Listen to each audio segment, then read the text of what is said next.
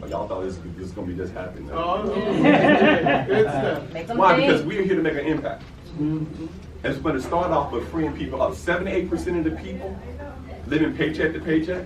How many of you guys say if I had an extra $300 to $600 a month, that'd be a good thing? Oh, yeah. That'd be a good thing. How many people know somebody else that's saying, hey, if they have an extra $300 to $600 a month, they would be happy as on their way? Yeah. Well, that's what we're going to show you real quick on just the first part, because I'm going to show you the strategy. Okay? I'm going to start with the strategy, guys. And really, the strategy, guys, it all starts with the instant pay raise. MWR Financial is all about starting by helping people to basically get more take-home pay. Because a lot of individuals, you're working Monday through Friday, Sunday through Saturday, all of those things, right? You're working all in hours, and these things come out of your paycheck called what? Taxes. Taxes. Anybody remember the first time taxes started coming out, and y'all was like, what the world is that? So I can clearly remember when I was 16 years of age, I worked at McDonald's. Who with me? Who with me? Who with me? Mary worked with me in Charlotte at McDonald's, right? So with me, right? And we said that, guys, and we were over there, you know, like doing our work. And I can remember when I wanted my first paycheck. Y'all remember the first paycheck wherever you was? You wanted that paycheck, right? I was making $3.25 an hour. Jeez. I am in the United States, right? How old are you? My God. I know that's right. But the thing was, I was excited because I knew on that next week I was going to get this thing called a paycheck. Y'all with me? That first paycheck you was going to get. And of course, I was able to calculate at least how much I made per hour, how many hours that I made. And y'all know I had that thing planned out. No, I did. I knew where I was going to go, what I was going to buy, who I was going to see. I know everything. Y'all know it, right? I knew all of those things. It was already what? Spent. Are y'all with me? So y'all knowing my surprise when I got that check, what happened? Shock. It wasn't what I thought it was supposed to be. You were short. I was short. I'd already spent the money in my mind with all these expenses, and it wasn't going to happen. Wow. So I'm really looking at the thing. I'm like, guys, that was the first time that I looked and I saw what FICA was. FICA? Where's a FICA? Social Security, man, they gave FICA my money. So y'all know what I did, right? Yeah. What I do? No, I went and told my dad I was 16. Hey, yeah. So are y'all with me? My dad, there's something wrong with this. They just took my money. They took your boy's money. Let's go get them, right? But he started to explain to me, guys. See, I tell people sometimes we know certain things, but it's really what we don't know. There you go. What we wasn't told. Right. While we were missing out. There you go. See, I was told about federal and state taxes at the time. My dad started teaching me how to do taxes when I was 15 years of age. I'm 47 now, about to be at 48. Right? So I kind of knew about the time, but I didn't know about FICA.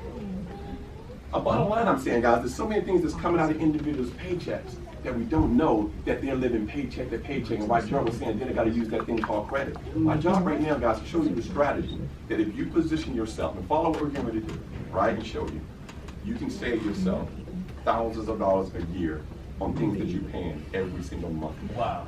Okay? Wow. So is that serious? Let's start off, guys. Two things you need to do. Number one, you must commit to saying, you know what, I'm going to stop overpaying. If 70% of the people are overpaying on their taxes, we've got to say, I need to what? Stop. That's the first strategy. The next one is, we got to position ourselves to take advantage of the tax laws. They're there for everybody. Not just for one person, one group, one size. No, it's for everybody, right? No need to get mad at Amazon making billions of dollars and not have to pay zero in taxes. Yep. Especially when we can position ourselves to take advantage of the same thing. Right. Okay? Wow. That's what we teach individuals, how to take advantage of the tax laws. Okay? So those are two things. Let's dig a little bit deep into it. First, stop overpaying. How many people say, I do not want to overpay? I do not want to overpay, right? Here's the thing. We need to treat the Internal Revenue Service just like any other business. Just like any other business. How many of y'all will overpay on something else? Y'all ain't gonna overpay on nothing. Tell the truth. Oh, we real, bro. Me and you, right? You gonna overpay on anything, right? We're not gonna overpay, guys. The big shopping day is Black Friday, right? Day after Thanksgiving. We go shopping to get those steals. We get back home eating those leftovers, because y'all know the leftover turkey is the best thing it is, right? Put that thing in us. Y'all with me? Y'all act like I'm the only one. See, y'all too bougie. Right? Y'all hear that, right? But when you sit down, you sit there and eat. If you're eating your sandwich, you're going through things, right? And then you're looking at your receipts. If you found out you overpaid on anything, what are you going to do? Go back to the store. You're going to go back to the store, right? When are you going to go back? Now. They took your what? Your money. Let's get real with this thing, guys, because I want to hit a point here. We would even get mad if we were going through the drive-through line of a fast food restaurant. Don't we? That's right. You let y'all pay for an extra Coke and y'all didn't order it. $1 is a fish all sizes. Y'all mad at the dollar. Stopping drive-through line, y'all. I mean, come on. Yeah. Y'all sit. Is this what really happens? Yeah. This is what really happens. We're looking at the smaller stuff, okay? We're looking at smaller stuff, and then the IRS is basically that we're overpaying. We need to treat them the what? The same. Let me prove it to you first. First thing you got to know is the system of what's going on. We live in a pay-as-you-earn tax system. Pay as you what? Earn taxes. As you earn income, you need to pay taxes. Yes. If you're a W-2 employee, okay, you're paying, you're earning money, and you must pay taxes in the form of federal withholding. That's what it's called, if you're a W-2 employee. If you're self-employed, your pay as you earn is called estimated tax payments. In other words, as you're earning money, they saying they want their what? Their tax money. They want it when? They want it then. Yeah. So we're doing that all year long, guys, okay? That's our system. We're doing it all year long, and then from January through April, we do this thing called a tax return, right? Oh, yeah. Just to see how we did well in the system. Right? Just to see how, but the problem is once we do that tax return, most of us look at this word called what? Refund. Refund. Don't y'all want y'all know that, right? Oh, yeah. Think about it. When you get the tax return, when you talk to the tax professional, if you let them do it, or if you're doing it yourself, the only thing you care about is what's my refund. How much I'm gonna get back? I've been waiting on this thing. Right? What's my refund? What's my refund? I'm here to tell you that, guys, we have been conditioned to think that a refund is something good. Yes. Yes. We've been conditioned. Because we're like, it's refund, we don't understand what it really is. And it's right there on our tax return. Problem is we don't look at our tax return, do we? We just want what a refund is and when I'm gonna get it back. Right? You said 10 days, I ain't got it yet. Just tell them something to call to get, right? Here we go, right? His thing is, guys, refund, line 75, this is a 2017 tax return, okay? Line 75, did you look at it? Guys, at the end of it, it says what? This is the amount you overpaid. It's on our tax return. You never see it because you never look at your tax return.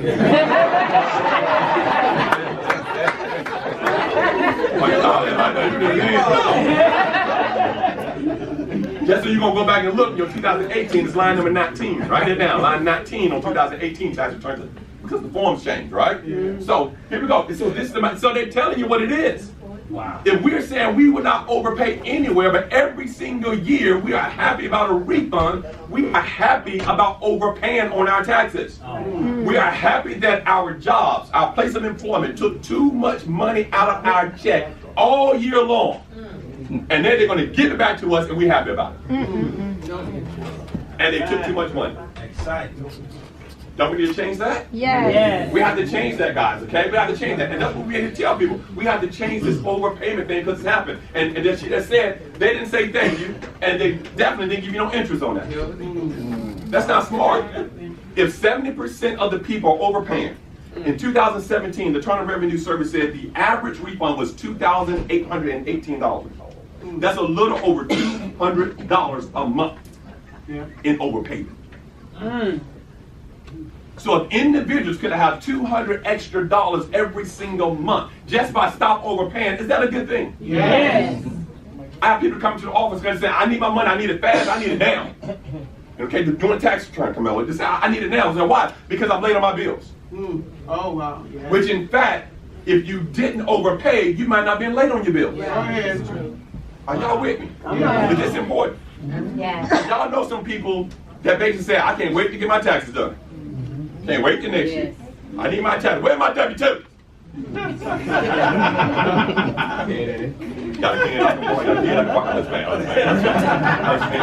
Y'all don't do that. Y'all don't do no borrowing on kids. Right? Okay, here we go.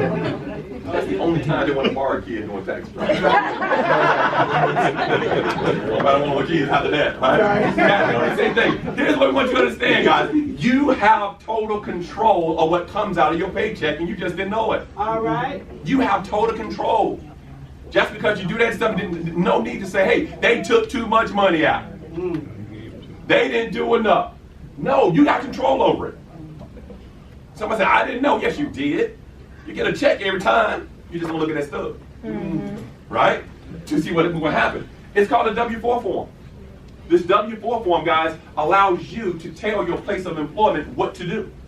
It allows you to tell your place of employment, this is what I want. This is how I want to be treated. The problem is, we do not understand how to do this form properly. We just don't fund. And I understand that because many of us, we hadn't did what? We had been studying taxes. Okay? Again, I've been doing it for a long time. Been in business for 23 years plus. Right? And doing it. So I understand that. So when I look at it, I say, gosh, there's more to just you have an amount of wages, more than just if you're single or married, more than just if you got some dependents, that God's what needs to be on this form. It's more than that. Because some of you guys got interest income.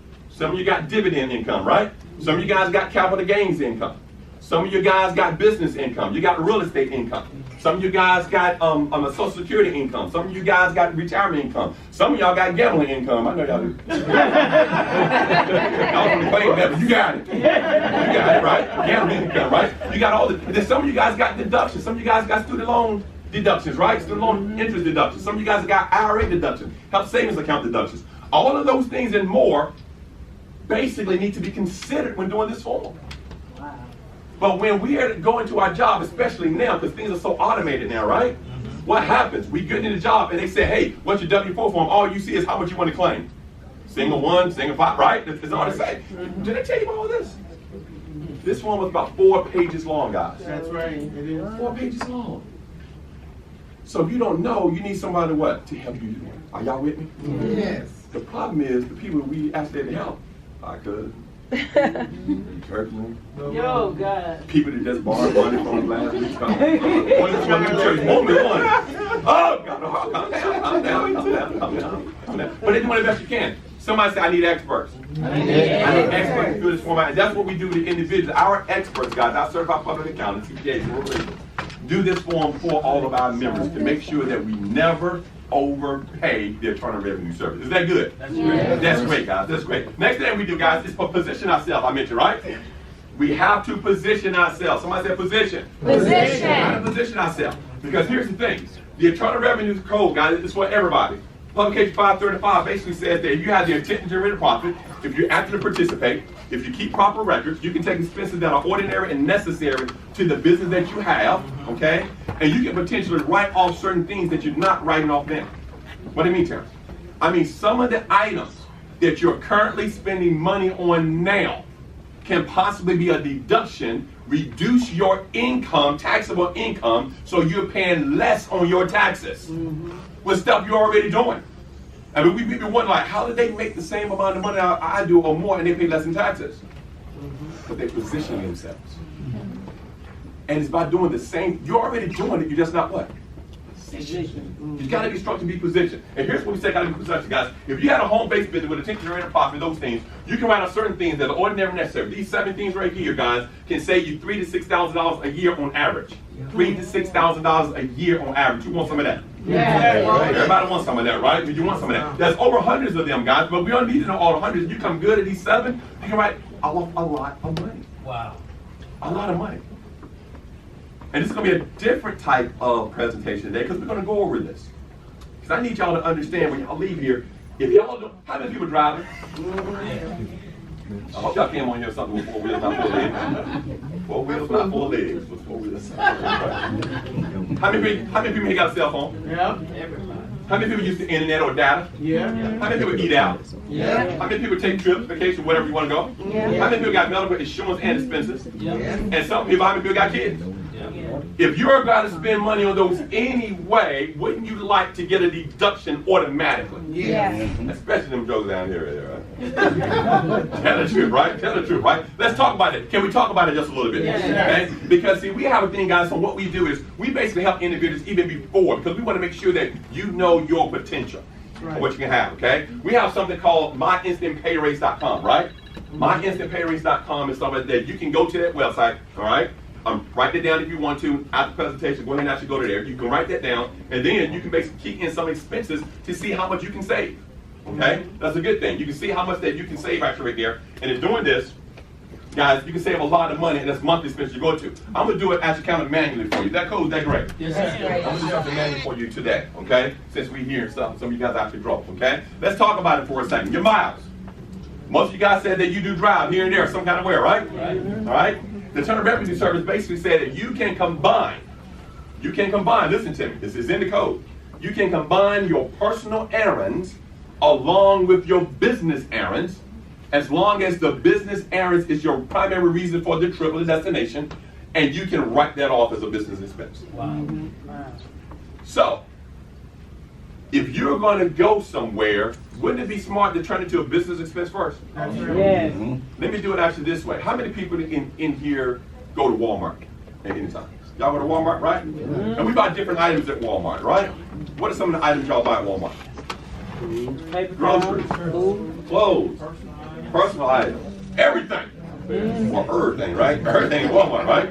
Everything in Walmart. Guys, that's good and that's great, right? Guess what though? When I go, oh, thank you, sir. I know everybody. He's basically trying to say he couldn't see it over there. That's what he's basically trying to say he couldn't see it. But here's the thing, guys. If you basically have your miles, stuff you have to do, right? If you can write that off, when you write that off? Yeah. So you go to Walmart to get those items that you just mentioned. I go to Walmart to get a business supply.